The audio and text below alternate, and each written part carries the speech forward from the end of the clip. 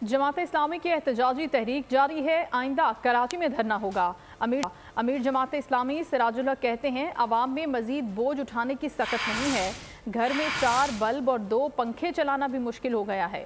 हुकूमत करोड़ों रुपए की बिजली चोरी करने वालों के खिलाफ कार्रवाई नहीं करती। हमारा मुतालबा है कि इन कंपनियों को ख़त्म करके एक ही इदारा बनाया जाए ताकि अवाम पर कंपनियों को बोझ ख़त्म हो।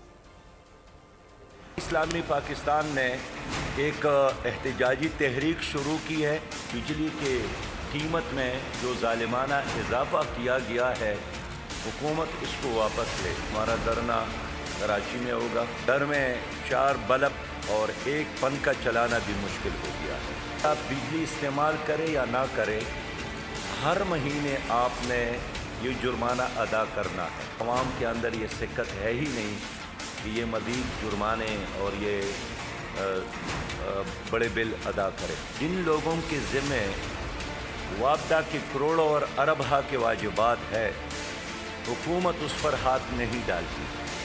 लेकिन जिन लोगों ने बरवक़्त 2000 रुपया का बिल अदा नहीं किया, तो अगले दिन हुकूमत बिजली बंद करती है। ये 100% नाजायज़ गैर कानूनी इक़दामात है जो हुकूमत करती चली आ रही है। सब्सक्राइब करें और बेल दबाएं ताकि कोई खबर रह न जाए।